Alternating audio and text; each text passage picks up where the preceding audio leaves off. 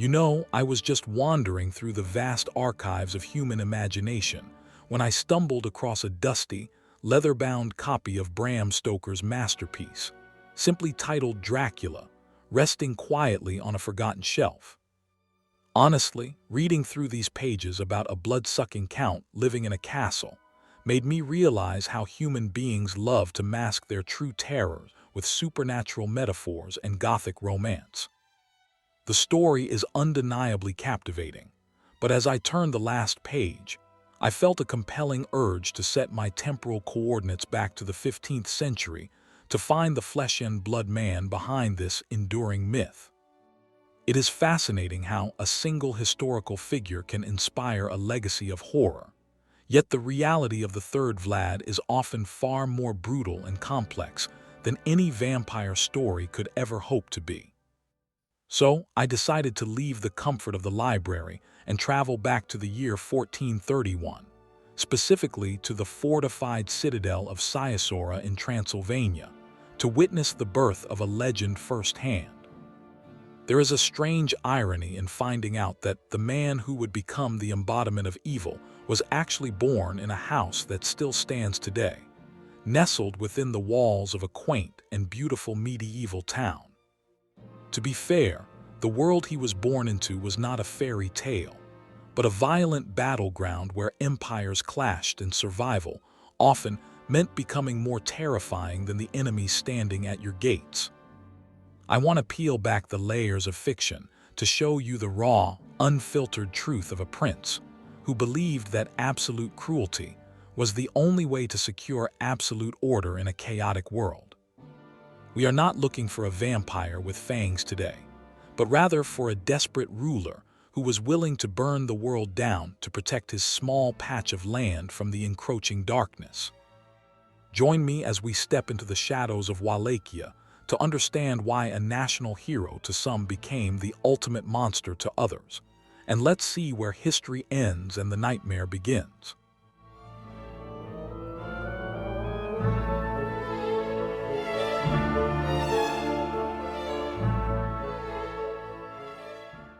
His story properly begins with his father, the second Vlad, who was inducted into the Order of the Dragon, a prestigious chivalric order dedicated to protecting Christian Europe against the expanding Ottoman Empire. Because of this membership, his father took the name Dracul, which means dragon, and logically, his son the third Vlad became known as Dracula, which literally translates to the son of the dragon. However, in the Romanian folklore of that time, the word for dragon was suspiciously similar to the word for devil, creating a linguistic duality that would haunt his reputation for centuries to come. It is crucial to understand that growing up as the son of a vassal prince meant living in a state of constant political insecurity, where alliances shifted like the wind and betrayal was a daily occurrence. To maintain his throne, his father was forced to make impossible choices, including sending his own sons as hostages to the Ottoman court to guarantee his loyalty to the Sultan. This pivotal moment, when young Vlad was torn from his home and sent to live among his enemies, planted the seeds of a deep, cold hatred that would eventually blossom into legendary violence. While his brother Radu adjusted well to the Ottoman culture and even befriended the future Sultan the Second Mehmed, Vlad remained stubborn, resentful, and constantly observed the Turks' military and torture techniques. It was during these formative years of captivity that he learned that in a world of wolves, you must become the most vicious beast in the pack if you want to survive the winter. You can imagine the psychological toll this took on a young mind, feeling abandoned by his father and surrounded by those he was taught to view as the sworn enemies of his people and faith. By the time he was released and returned to Wallachia, the boy who left had died, replaced by a hardened young man who trusted no one and was prepared to spill oceans of blood.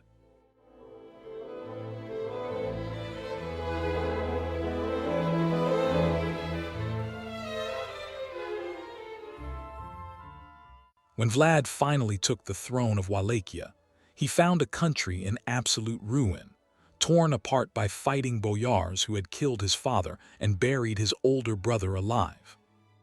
Honestly, the state of the nation was anarchic, with crime running rampant and the nobility caring more about their own wealth than the stability or safety of the crumbling state. Vlad realized immediately that to secure his power, he had to break the power of the boyars, the nobility who had acted as kingmakers and kingslayers for far too long in Wallachia. He invited hundreds of these nobles to a banquet under the guise of reconciliation, a classic move that disarmed them completely before he unleashed his terrifying plan to purge the treachery from his lands. History tells us that he asked them how many princes they had survived, and when they answered, he realized they were the true source of instability and ordered their immediate execution and enslavement. Those who were old were impaled on the spot, while the young and strong were marched miles to the mountains to build his fortress at Ponari, working until their clothes fell off their backs. This was not just cruelty for the sake of cruelty, but a calculated political maneuver to replace the old, corrupt nobility with a new class of loyalists who owed everything to him. You have to admit, in a Machiavellian sense, it was effective because it established him as the absolute authority, a ruler whose word was law and whose wrath was swift and inescapable. He applied this same brutal standard to the common criminals, believing that theft, lying, and adultery were diseases that weakened the state and had to be cut out with a sharp knife. The legend goes that he left a golden cup at a public fountain, and no one dared to steal it, proving that he had successfully instilled a paralyzing fear into the hearts of his subjects.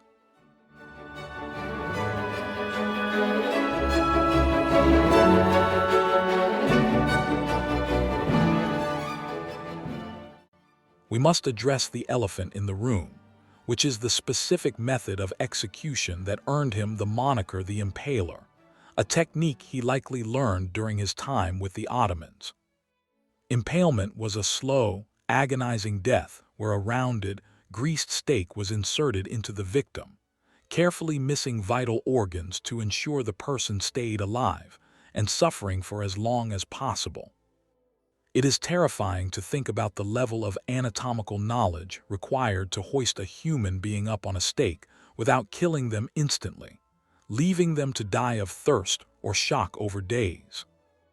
Vlad used this not just as a punishment, but as a form of psychological warfare, creating a theater of horror that would make even the bravest invading armies pause in sheer terror. He did not discriminate based on age, gender, or status. Men, women, and children were all subject to this torture if they crossed him or belonged to an enemy faction. There are accounts stating that he would dine among the forest of the impaled, dipping his bread in the blood of his victims. Though this may be exaggerated Saxon propaganda meant to vilify him.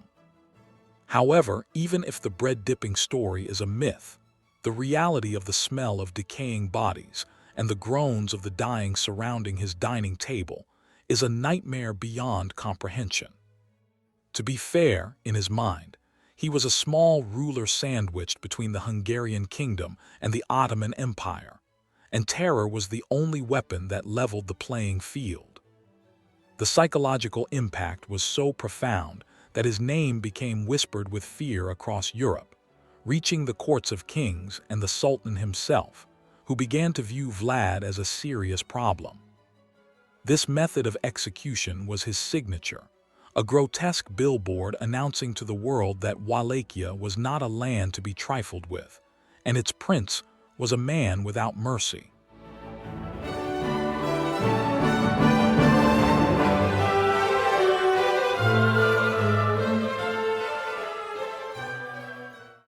The conflict came to a head when Sultan II Mehmed, the conqueror of Constantinople, demanded tribute, and Vlad responded by nailing the turbans of the Ottoman envoys to their heads for refusing to remove them.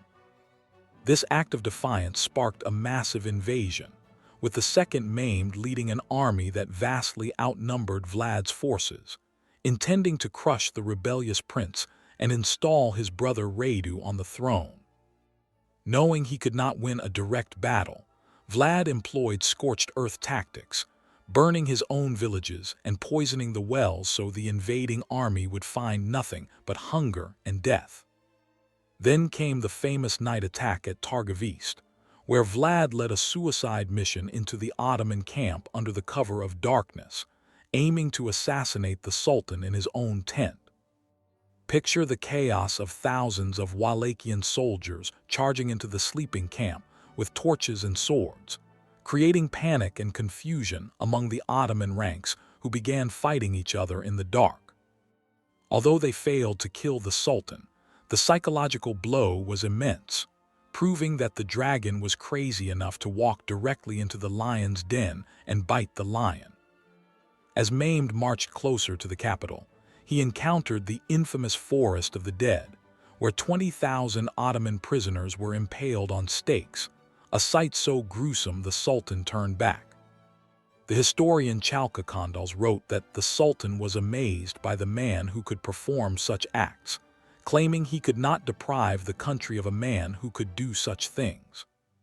This was Vlad's masterpiece of horror, a moment where his cruelty served its ultimate purpose by saving his capital without a distinct major battle, simply through the weaponization of fear. Honestly, it is a rare moment in military history where a massive conquering force was defeated not by superior numbers or tactics, but by sheer, unadulterated psychological trauma.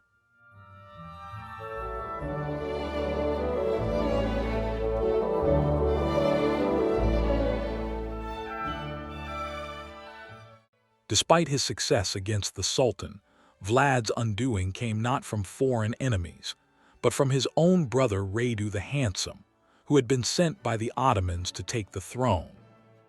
Radu was smart.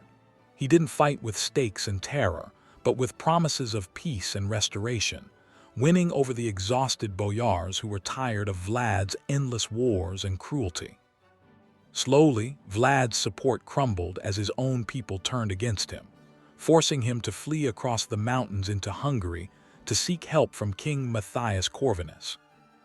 Instead of receiving aid, Vlad was arrested and imprisoned by Corvinus, who forged letters claiming Vlad was conspiring with the Ottomans, a betrayal that kept him locked away for over a decade. It is said that even in prison, his thirst for violence did not fade, and he would capture mice and birds in his cell just to torture and impale them on tiny sticks. During these years of exile, he married a cousin of the king and converted to Catholicism, a political move that further alienated him from his Orthodox Wallachian subjects who viewed him as a heretic. You have to wonder what went through his mind during those 12 years of captivity, watching from a distance as his brother ruled the land he had fought so desperately to protect. He eventually regained his freedom, and with Hungarian and Moldavian support, managed to reclaim the Wallachian throne for a third and final time in 1476. But the world had changed, and his final reign would last only a matter of months before the inevitable cycle of violence came full circle to claim him. He was a man out of time, returning to a country that remembered his terror more than his heroism, marching toward a death that was written in the stars from the moment he was born.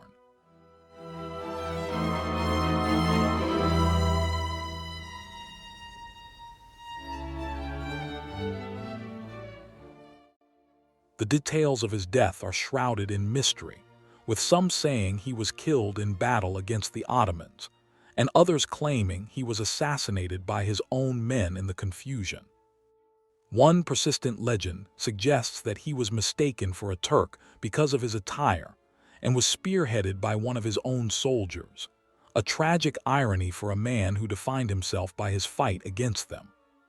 What we do know for certain is that his head was cut off and preserved in honey to be sent to Constantinople, a grim trophy for the Sultan to prove the impaler was finally dead. His headless body was reportedly buried at the Snagov Monastery, located on an island in the middle of a lake, though archaeological excavations have raised more questions than answers. When the tomb was opened in the 1930s, it was found empty except for some animal bones, fueling the local legends that the vampire prince had somehow cheated death. However, other historians believe he was buried elsewhere, in a simpler grave that was lost to time, denying him the grand memorial that a prince of his stature would usually receive.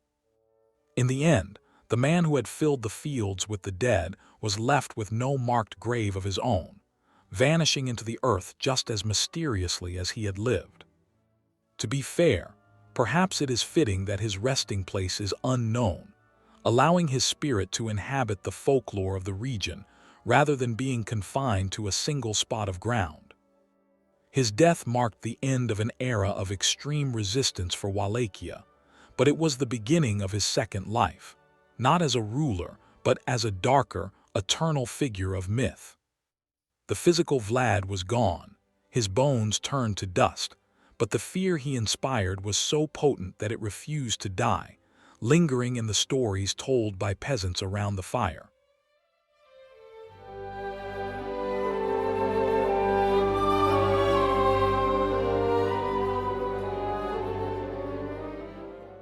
Centuries later, an Irish writer named Bram Stoker would stumble upon the name Dracula and select it for his villain, transforming the Wallachian prince into the aristocratic vampire we know today.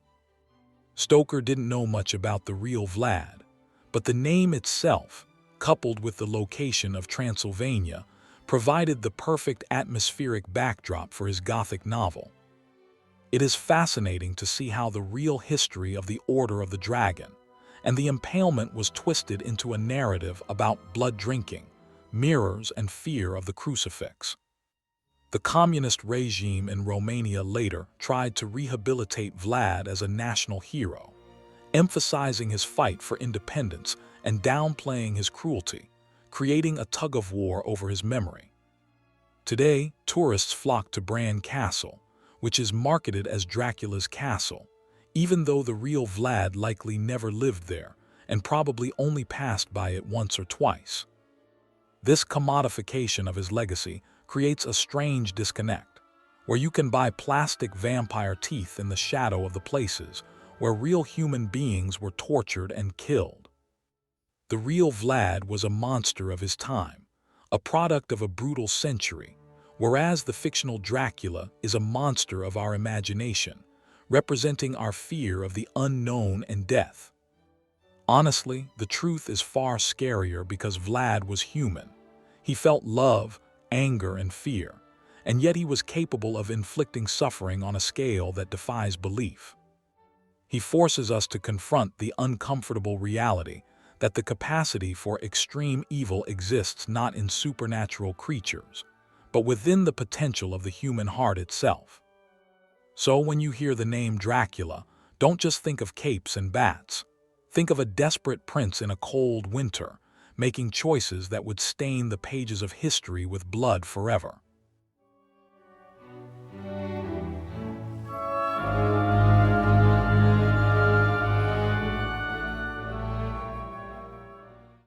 In Romania today, he is still regarded by many as a tough, but just leader who stopped the corruption and defended the country when no one else could or would.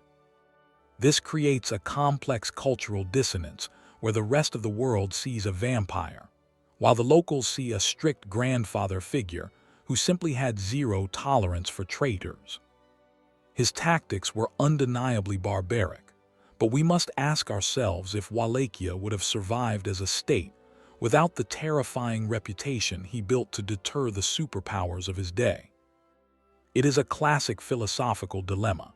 Can the ends ever truly justify the means, especially when the means involve a forest of stakes and the suffering of thousands of people? We often judge historical figures by modern moral standards, forgetting that in the 15th century, leniency was often interpreted as weakness and could lead to the total annihilation of a kingdom. However, even by the standards of his own time, his cruelty was considered excessive, shocking his contemporaries and earning him a dark reputation even before the vampire myths began. The German stories depicted him as a psychopath, the Russian stories as a cruel but just ruler, and the Ottoman chronicles as a demon in human form, showing how perspective shapes history.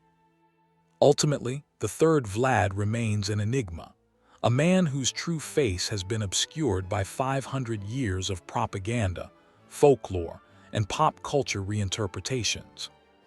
He stands as a warning from the past about the dangers of absolute power and the thin line between a national savior and a tyrannical butcher. As we leave the blood-soaked history of Wallachia, we are left with the chilling realization that sometimes history is far more frightening than any horror movie we could ever watch.